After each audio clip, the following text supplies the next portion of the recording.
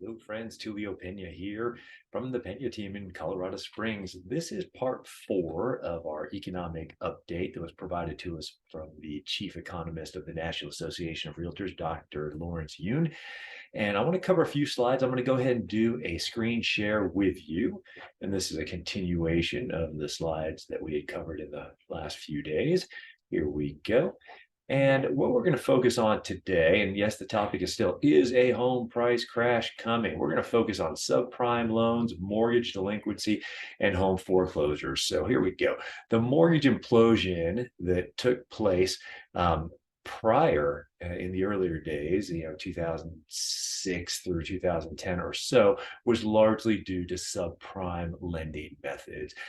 Due to introduced legislation, also known as the ability to repay standards, these loans are non-existent at this time. This is why there's so much more paperwork and communication with lenders to pre-qualify and pre-approve buyers today. Safeguards to provide buyers clear mortgage terms and disclose financial impacts is a huge improvement to the lending landscape. All that is to say, it's harder to find yourself unable to pay a mortgage because you have a higher standard to meet to obtain a loan today versus what it was in the early 2000s. Okay, so let's go ahead and move on to the next slide. Oh, went too far. Boom. There we go. Mortgage delinquency, 90 plus days foreclosure. Here we go. So this one, the first peak were the imploding mortgages of 2009 through 2010. You can kind of see that right here in the middle. And then the second peak was 6 to 9 months of uncertainty surrounding COVID. And that was when some people paused paying their mortgages during the initial lockdown. Okay. And then today's trending along with historical baseline has not increased since COVID.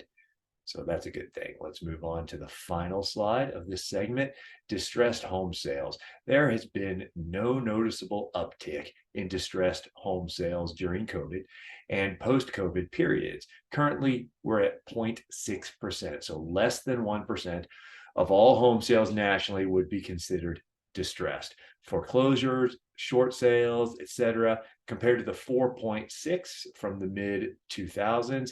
So if you are waiting for foreclosed properties to hit, the moral of the story from Dr. Lawrence Yun is it's not happening. All right. That is what we're going to cover today. I'm going to hit you with a few more of these episodes, and then we will be done with Dr. Yun's information. Okay. Hopefully this is helpful, and I will see you guys again soon. Thank you.